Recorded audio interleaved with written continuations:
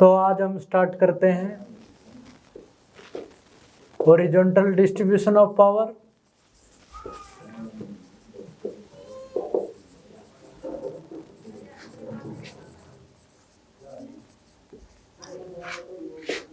और vertical distribution of power.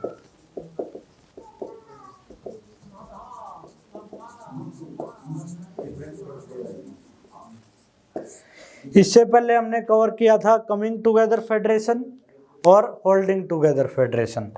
उसके बाद जो नेक्स्ट हमारा टॉपिक आता है वो आता है हॉरिजॉन्टल डिस्ट्रीब्यूशन ऑफ पावर और वर्टिकल डिस्ट्रीब्यूशन ऑफ पावर। तो सबसे पहले हम बात करेंगे हॉरिजॉन्टल डिस्ट्रीब्यूशन ऑफ पावर में। इसको देखते हैं आप।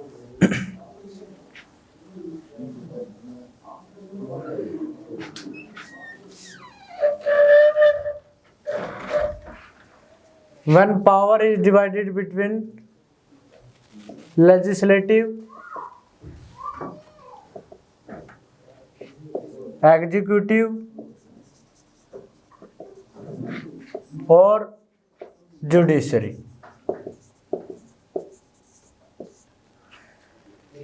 लेजिस्लेटिव को हिंदी में क्या बोलते हैं? विधान पालिका।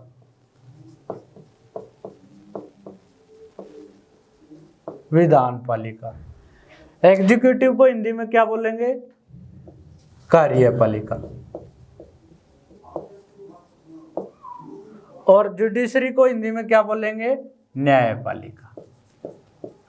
तो when power is divided between legislative, executive और जुडिशरी, इसको हम क्या बोलेंगे? Horizontal distribution of power. अब इन तीनों को, लेजिस्लेटिव, एग्जीक्यूटिव और जुडिशरी को हम ऑर्गन्स ऑफ द गवर्नमेंट भी बोलते हैं। Organs of government. अब इनके बारे में हम बारी बारी से डिस्कस करते हैं। अभी लेजिस्लेटिव क्या है, एग्जीक्यूटिव क्या है और जुडिशरी क्या है, तो इसको देखते हैं अभी। तो लेजिस्लेटिव का मेन वर्किंग इसमें क्या आ जाएगी? लॉ मेकिंग, कानून बनाना। कौन बनाते हैं? एमपी और एमएलए। एमपी और एमएलए।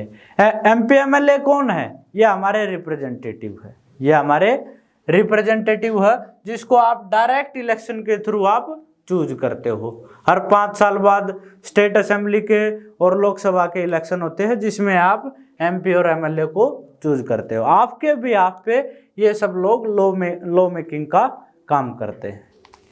अब देखो हमारी टोटल पॉपुलेशन 130 करोड़ प्लस है। तो अगर डेमोक्रेसी में क्या है? सभी को डिसीजन मेकिंग में शामिल करना है। तो क्या ऐसा पॉसिबल है 130 करोड़ पॉपुलेशन को हम डिसीजन मेकिंग में शामिल करें? ऐसा पॉसिबल नहीं है। लेकिन हम क्या करते हैं?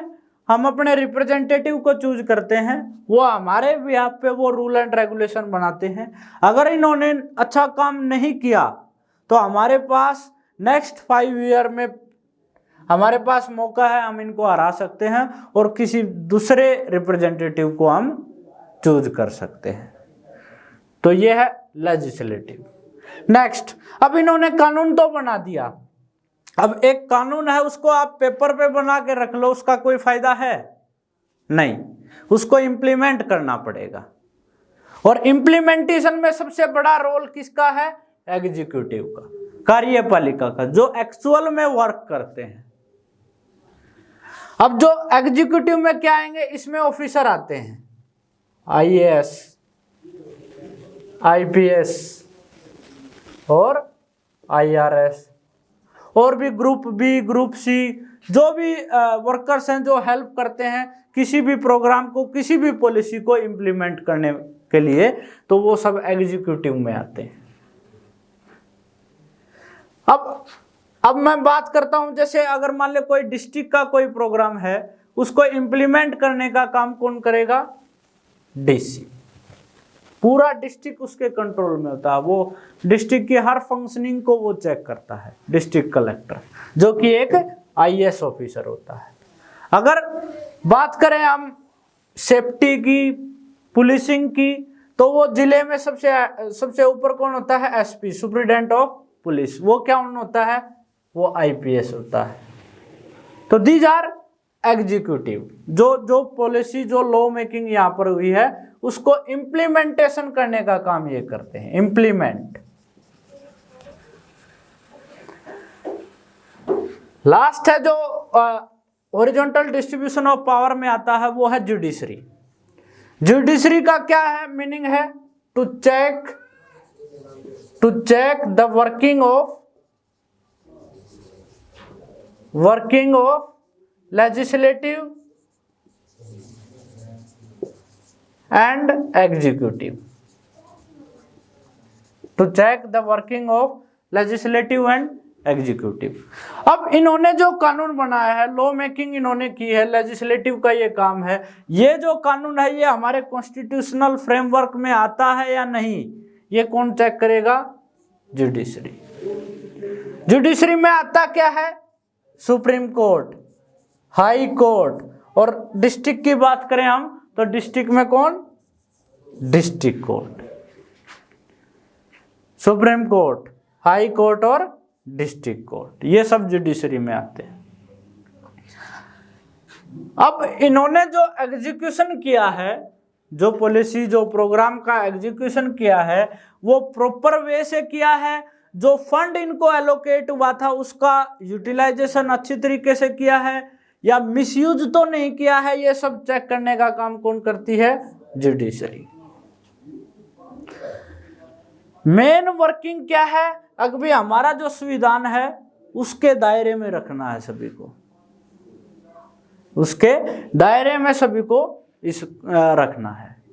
और अब इंडिया के हाईएस्ट कोर्ट की बात करें तो वो कौन सा है? सुप्रीम कोर्ट, जो सिचुएटेड है न्यू दिल्ली में। अब एक चीज यहां पर नोट कीजिए, ये तीनों ऑर्गन, इनको हम ऑर्गन्स ऑफ गवर्नमेंट बोलते हैं, ये तीनों ऑर्गन आपस में इंटर रिलेट है, आपस में इंटर रिलेट है। अब जैसे मान ले हम सुप्रीम कोर्ट के जज की बात करें तो उसमें जो एमपी एमएलए हैं उनको अपॉइंट करने में इनका बड़ा रोल रहता है। इन ऑर्गन में से आप किसी एक को भी हटा के देख लो, किसी को भी, तो हमारा पूरा एडमिनिस्ट्रेटिव सिस्टम कोलैप्स हो जाएगा, अच्छे तरीके से प्रशासन नहीं चल पाएगा। अब देखो, आप मान लो लेजिस्लेटिव को अलग करके देखिए, जब कानून नहीं बनेगा, कानून नहीं बनेगा तो इम्प्लीमेंटेशन क्या करना है और फिर चेक क्या करना है। अगर मान लो एग्जीक्यूटिव को आप हटा दो, लॉ मेकिंग, कुछ भी आप लॉ मेकिंग करो, उसका इम्प्लीमेंटेशन ही नहीं होगा तो क्या उसका कोई फायदा है। अगर आप जुडिशरी को हटा दो, अगर लेजिस्लेटिव और एग्जीक्यूटिव, भाई लेजिस्लेटिव ने लॉ मेकिंग का काम किया है, एग्जीक्यूटिव ने इम्प्लीमेंटेशन का काम किया है, और इनको कोई चेक करने वाला नहीं है तो करप्शन बढ़ जाएगा, मिसयूज ऑफ कॉन्स्टिट्यूशनल राइट्स, ये सब हो जाएंगे। तो these organs of government are interrelated. Clear है? नेक्स्ट आता है वर्टिकल डिस्ट्रीब्यूशन ऑफ पावर, उसको हम देखते हैं अब।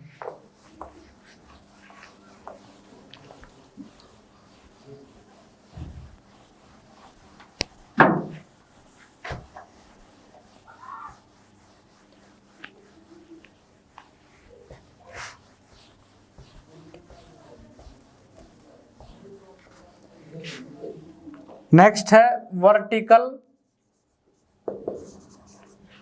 डिस्ट्रीब्यूशन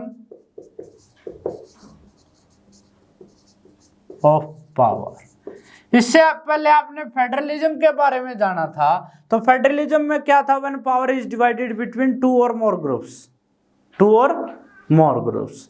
तो वर्टिकल डिस्ट्रीब्यूशन ऑफ पावर में भी हम किसको शामिल करते हैं?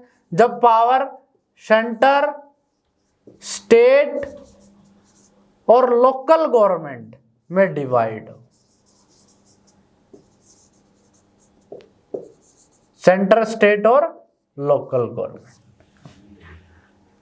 तो इसको हम बोलेंगे वर्टिकल डिस्ट्रीब्यूशन ऑफ पावर। अब ये लाइन कौन सी होती है? वर्टिकल। और ये इससे पहले हमने क्या पढ़ा था? हॉरिजॉन्टल। तो हॉरिजॉन्टल लाइन ये, तो हॉरिजॉन्टल में हमने क्या पढ़ा, लेजिस्लेटिव, एग्जीक्यूटिव और जुडिशरी। अब हम क्या पढ़ रहे हैं, वर्टिकल डिस्ट्रीब्यूशन ऑफ पावर, जिसमें सेंट्रल गवर्नमेंट, स्टेट गवर्नमेंट और लोकल गवर्नमेंट के बीच में पावर डिवाइड हो। अब क्यों हम पावर डिवाइड करते हैं, ताकि एडमिनिस्ट्रेटिव प्रोसेस जो है वो इजी हो सके। अब ये किस तरीके से काम करती हैं, अब देखो सिटीजन सेम है, नागरिक सेम है, उन पर रूल करने वाली 3 गवर्नमेंट होगी तो आपस में डिस्प्यूट नहीं हो जाएगा। लेकिन ऐसा नहीं होता, क्योंकि हमारे कॉन्स्टिट्यूशन में क्लियर कट गाइडलाइंस है अभी किस गवर्नमेंट की क्या वर्किंग है। तो वो हमारे इधर यूनियन लिस्ट है, स्टेट लिस्ट है और कॉन्करेंट लिस्ट है।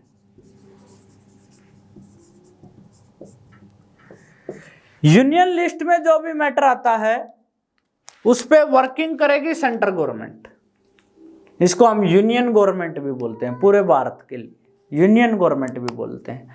स्टेट लिस्ट में जो मैटर आता है उस पे वर्किंग करती है स्टेट गवर्नमेंट, पर्टिकुलर जैसे हरियाणा, पंजाब पर्टिकुलर स्टेट की गवर्नमेंट है। और कॉन्करेंट लिस्ट में वो मैटर आते हैं जिसमें वर्किंग करती है यूनियन और स्टेट गवर्नमेंट दोनों मिलकर, यूनियन और स्टेट गवर्नमेंट दोनों मिलकर। अब सीबीएसई, एचबीएसई में हर बार इससे क्वेश्चन आता है, एक मार्क्स जो क्वेश्चन आएगा उसमें आपसे पूछ लिया जाएगा, कोई मैटर आपको दिया जाएगा, आपको बताना है कि भाई ये किस लिस्ट में आता है, यूनियन में आता है, स्टेट में आता है या कॉन्करेंट में आता है। ये हर बार क्वेश्चन आता है। तो इसमें यूनियन लिस्ट की मैं बात करूं तो इसमें टोटल 100 मैटर है, टोटल 100 मैटर, लाइक जिसमें डिफेंस, कम्युनिकेशन, फॉरेन अफेयर्स, विदेश मामले, इन पे सब काम कौन करती है, सेंट्रल गवर्नमेंट करती है। अब जैसे defence, Indian army, Indian air force, Indian navy, कभी आपने सुना हरियाणा आर्मी, हरियाणा नेवी? नहीं, क्योंकि ये it is a matter of central government. Communication, foreign affairs, अभी विदेशियों के साथ हमारे कैसे संबंध होंगे ये सब स्टेट गवर्नमेंट डिसाइड नहीं करती, ये यूनियन गवर्नमेंट और सेंट्रल गवर्नमेंट डिसाइड करती है। तो इस तरीके के टोटल 100 मैटर इसमें शामिल। और सेंट्रल गवर्नमेंट है वो सबसे पावरफुल है, सबसे पावरफुल है। क्यों? क्योंकि सबसे ज्यादा मैटर किसके पास है, सेंट्रल गवर्नमेंट के पास। सबसे ज्यादा रेवेन्यू यानी कि टैक्स, पैसा किसके पास आता है, सेंट्रल गवर्नमेंट के पास आता है। नेक्स्ट कैटेगरी में हम शामिल करें तो स्टेट लिस्ट। स्टेट लिस्ट में टोटल 61 या 62 मैटर इसमें शामिल होते हैं, जिसमें एग्जांपल दें तो पुलिस, एग्रीकल्चर, ये सब मैटर इसमें आ जाएंगे। अब आपने नाम सुना होगा हरियाणा पुलिस, पंजाब पुलिस, क्यों? क्योंकि ये मैटर किसका है, स्टेट लिस्ट का। ऐसे टोटल 61 और 62 मैटर इसमें शामिल होते हैं। लास्ट में है यूनियन लिस्ट और स्टेट लिस्ट, यानी कि सेंट्रल गवर्नमेंट और स्टेट गवर्नमेंट दोनों मिलकर काम करती हैं। उस मैटर को किस में शामिल किया गया है, कॉन्करेंट लिस्ट में। इसमें टोटल 52 मैटर्स हैं और सबसे इंपॉर्टेंट इसमें एजुकेशन, मैरिज, अडॉप्शन एक्सेट्रा, ये सब इसमें आते हैं। अब एजुकेशन की मैं बात करूं तो एजुकेशन में 70% खर्च सेंट्रल गवर्नमेंट करती है और 30% खर्च कौन करती है, स्टेट गवर्नमेंट। क्यों करती है? क्योंकि it is a matter of concurrent list, जिसमें सेंट्रल और स्टेट गवर्नमेंट दोनों मिलकर काम करेंगे। स्टेट गवर्नमेंट, अब बात करें कि भाई सबसे ज्यादा टैक्स सेंट्रल गवर्नमेंट के पास आता है, तो स्टेट गवर्नमेंट कैसे फंक्शनिंग कर पाएगी? तो उसके लिए प्रोविजन है हमारे कॉन्स्टिट्यूशन में, जो सेंटर के पास टैक्स आता है, इनकम होती है, वो स्टेट वाइज वो डिस्ट्रीब्यूट भी करनी पड़ती है।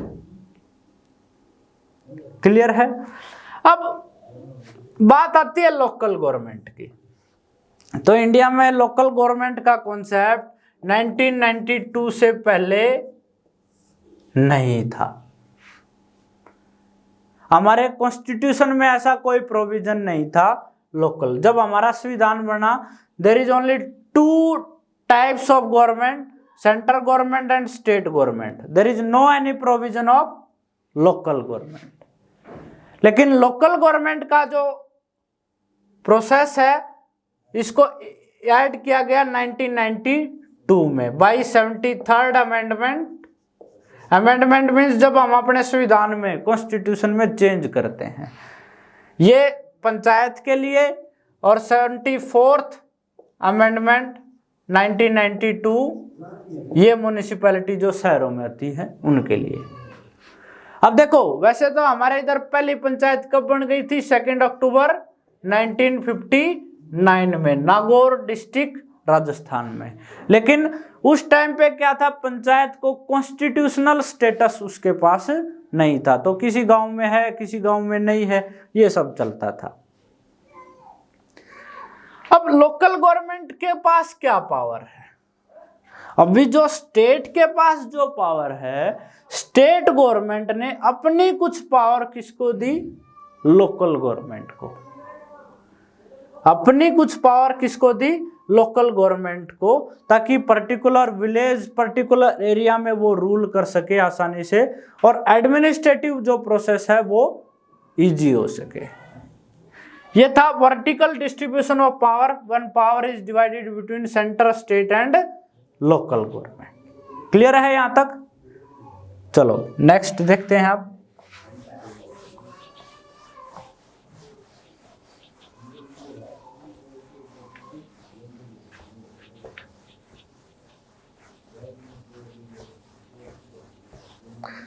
अब एक क्वेश्चन आता है,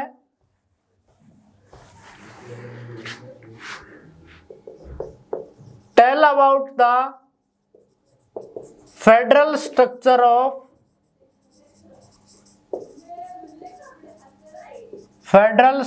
ऑफ इंडिया। क्या इंडिया एक फेडरल कंट्री है? तो सबसे पहले हमने ये जानना पड़ेगा, क्या इंडिया एक फेडरल कंट्री है? तो आपका आंसर क्या होगा? आपका आंसर होगा यस। और किस तरीके का फेडरेशन है हमारे इधर? तो हमने इस चैप्टर में ही पढ़ा है, होल्डिंग टुगेदर फेडरेशन।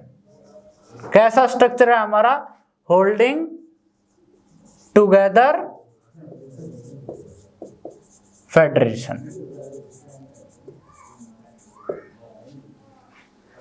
अब होल्डिंग टुगेदर फेडरेशन क्या होता है, ये मैंने आपको वीडियो में, इस चैप्टर की वीडियो में आपको बता दिया है। भाई क्या है, अगर भी एक कॉन्स्टिट्यूशनल यूनिट है, जैसे मैं इंडिया की बात करूं, भाई पूरे अगर टोटल एरिया को गवर्न करने की बात आए तो वो थोड़ा मुश्किल है। तो हमने क्या किया, इस पावर को डिवाइड कर दिया डिफरेंट पार्ट में, डिफरेंट कॉन्स्टिट्यूशनल यूनिट्स में इसको डिवाइड कर दिया, और इसको होल्ड करके रखा है। पावरफुल कौन है? Central government. क्या इंडिया में है ऐसा? बिल्कुल है। और अपनी पावर को इन्होंने डिस्ट्रीब्यूट कर दिया डिफरेंट कॉन्स्टिट्यूशनल यूनिट्स में। और ये कॉन्स्टिट्यूशनल यूनिट्स इस यूनियन से, इस फेडरेशन से अलग नहीं हो सकती बिल्कुल भी। तो हमारे इधर किस तरीके का फेडरेशन है? Holding together federation. अभी आपने फीचर्स में पढ़ा फेडरलिज्म के 2 और मोर फॉर्म्स ऑफ गवर्नमेंट, 2 और मोर फॉर्म ऑफ गवर्नमेंट। तो क्या हमारे इधर है? बिल्कुल है। सेंट्रल गवर्नमेंट का प्रोविजन भी है हमारे इधर, स्टेट गवर्नमेंट का प्रोविजन भी है, और 1992 में लोकल गवर्नमेंट का प्रोविजन भी हमारे इधर है।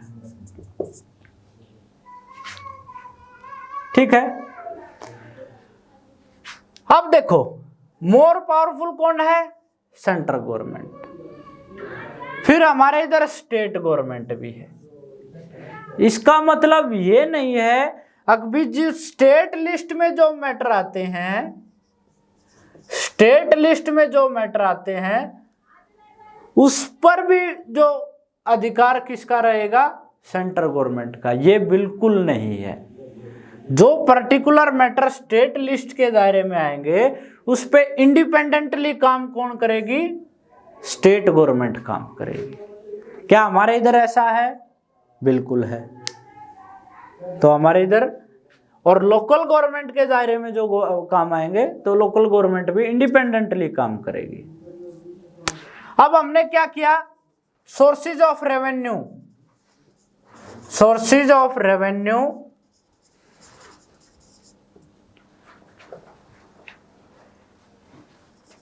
Mention in our constitution. भाई किसके पास कौन सा टैक्स जाएगा, किसके पास ज्यादा जाएगा, किसके पास कम जाएगा, ये सब हमारे कॉन्स्टिट्यूशन में मेंशन है, ताकि किसी भी तरीके का कोई डिस्प्यूट हमारे इधर ना हो।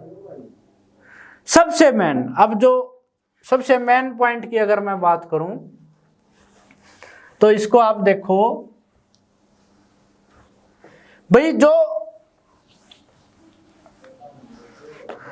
अगर मान ले आपको कॉन्स्टिट्यूशन में अमेंडमेंट करना है, कॉन्स्टिट्यूशनल अमेंडमेंट, अमेंडमेंट का मतलब होता है चेंज। अगर आपको संविधान में संशोधन करना है, संविधान में संशोधन करना है, तो इसको सिर्फ अकेले सेंट्रल गवर्नमेंट नहीं कर पाएगी। इसमें सेंट्रल गवर्नमेंट और स्टेट गवर्नमेंट दोनों का इन्वॉल्वमेंट होना जरूरी है। दोनों का इन्वॉल्वमेंट होना जरूरी है। अगर सिर्फ सेंट्रल गवर्नमेंट अमेंडमेंट करना चाहे या करे तो इससे क्या होगी? स्टेट की जो पावर है वो रिड्यूस हो सकती है, उनको जो राइट्स मिले हुए हैं वो डिक्रीज किए जा सकते हैं। तो अगर चेंज करना है हमारे कॉन्स्टिट्यूशन में तो उसमें स्टेट गवर्नमेंट को भी शामिल किया जाएगा। इसका एग्जांपल अभी हमने रिसेंट की बात करें, जो मोस्ट फेमस कॉन्स्टिट्यूशनल अमेंडमेंट है that is GST. GST means goods and service tax. अब ये जीएसटी क्या है? GST is a unified form of all indirect tax. सभी इनडायरेक्ट टैक्स को एक ग्रुप में बांट दिया है और उसको हम क्या बोलते हैं? जीएसटी। जब हम हमारी गवर्नमेंट जीएसटी लेके आई, इसके लिए हमने अपने कॉन्स्टिट्यूशन में अमेंडमेंट किया, तो इसमें सेंट्रल गवर्नमेंट और स्टेट गवर्नमेंट दोनों की भागीदारी इसमें शामिल थी। क्लियर है? नेक्स्ट अगर हम बात करें, अभी हमारे इधर बहुत सारे लिंग्विस्टिक स्टेट भी हैं। लिंग्विस्टिक स्टेट, लिंग्विस्टिक स्टेट का मतलब है भाषा के आधार पर, भाषा के आधार पर। इंडिया के आजाद होने के बाद और जब हमारा कॉन्स्टिट्यूशन लागू होने के बाद सबसे पहले 1953 में एक स्टेट बना आंध्र प्रदेश। कौन सा? सबसे पहले आंध्र प्रदेश। किस बेस पे? लैंग्वेज के बेस पे, ताकि गवर्नेंस आसान हो सके। अब लैंग्वेज इनकी सेम होगी आंध्र प्रदेश में, तेलुगु ये भाषा। कौन सी भाषा थी? तेलुगु। किससे अलग हुआ था? मद्रास से। किससे? मद्रास से। उसके बाद 1960 की बात करूं मैं तो बॉम्बे प्रोविंस से 2 स्टेट अलग हुए, एक है महाराष्ट्र और दूसरा है गुजरात 1960 में। अब मराठी बोलने वाला बन गया महाराष्ट्र और गुजराती बोलने वाले गुजरात। इस तरीके से बहुत सारे जो स्टेट क्रिएशन हमारे इधर बाद में हुआ वो किसके बेस पे हुआ? लैंग्वेज के बेस पे। अच्छा, स्टेट का क्रिएशन जो हमारे इधर स्टेट रीऑर्गेनाइजेशन कमीशन बना था, तो स्टेट को रीऑर्गेनाइज करेगा, एसआरसी बोलते हैं जिसको, जिसका फॉर्मेशन 1953 में हुआ था। तो इसमें सिर्फ लैंग्वेज नहीं, कल्चर के बेस पे भी हो सकता है। रिलीजन को एक तरीके से दरकिनार किया गया, क्योंकि हमारे इधर क्या कोई ऑफिशियल रिलीजन है? नहीं है, हमारा कोई ऑफिशियल रिलीजन नहीं है। भारत एक सेकुलर कंट्री, धर्मनिरपेक्ष देश है, ठीक है। अगर हम लैंग्वेज की बात करें,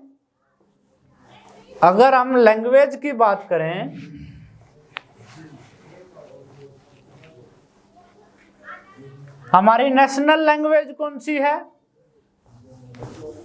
नेशनल लैंग्वेज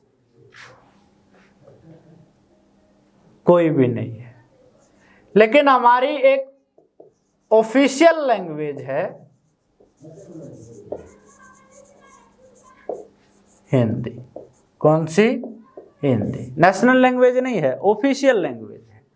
हिंदी को जब हमारा संविधान बन रहा था तो हिंदी को हम नेशनल लैंग्वेज बनाने के लिए बहुत सारे लीडर्स ने इसका सपोर्ट किया, लेकिन जो मोस्टली साउथ इंडियन लीडर्स थे जो कॉन्स्टिट्यूएंट असेंबली में थे, उन्होंने इसका विरोध किया। वो बोलते हैं कि साउथ इंडिया में तो हिंदी का एक अक्षर भी नहीं जानते लोग। बहुत सारे जो इसको सपोर्ट कर रहे थे वो बोल रहे हैं कि पूरे देश में सबसे ज्यादा कौन सी भाषा बोलने जाने वाली है? हिंदी। 40% के अप्रोक्स लोग कौन सी भाषा बोलते हैं? हिंदी। तो इसको नेशनल लैंग्वेज बनाया जाए। तो यह कंट्रोवर्सी थी between north Indian and south Indian. Finally एक कंक्लूजन निकाला गया, अब भी हिंदी को क्या बनाए? Official language. इसके साथ 1965 तक इंग्लिश भी ऑफिशियल पर्पज के लिए चलती रहेगी। तब तक आप हिंदी को अच्छी तरीके से प्रमोट कीजिए। साउथ इंडिया में, नॉर्थ ईस्ट में, जिस इलाके में हिंदी को बोला या समझा नहीं जाता, तो हिंदी इंग्लिश, उसके साथ कौन चलेगी? इंग्लिश। लेकिन देखो ये स्टार्टिंग में 1965, लेकिन 21 तक भी यही चल रही है। और एक प्रोविजन और निकाला, हिंदी, इंग्लिश और एक रीजनल लैंग्वेज। Regional language. अब हरियाणवी, क्या है? हरियाणवी एक रीजनल लैंग्वेज है? तो आपका आंसर होगा नो, ये लैंग्वेज नहीं, ये भाषा है, बोली है, भाषा नहीं बोली है एक। अब बोली क्यों है? क्योंकि इसकी स्क्रिप्ट नहीं है, लिपि नहीं है। लेकिन अगर हम बात करें पंजाब की, तो पंजाब में कौन कौन सी भाषा चलेंगी ऑफिशियल पर्पज के लिए? हिंदी, इंग्लिश और पंजाबी। तो इस तरीके से जो लैंग्वेज की कंट्रोवर्सी है उसको सॉल्व किया गया था। इन सब को देखते हुए, इन सब के बेस पे हम बोल सकते हैं कि भी इंडिया भी क्या है? एक फेडरल कंट्री है। हमारे इधर फेडरलिज्म सक्सेसफुली ऑपरेट हो रहा है। क्लियर है? आई होप आपको ये चैप्टर समझ में आएगा। नेक्स्ट वीडियो में हम लेके आएंगे इसकी बैक एक्सरसाइज जो एनसीईआरटी सॉल्यूशन है। और आपको ये समझ में आया तो हमारे चैनल को लाइक, शेयर और सब्सक्राइब जरूर करना। Thank you.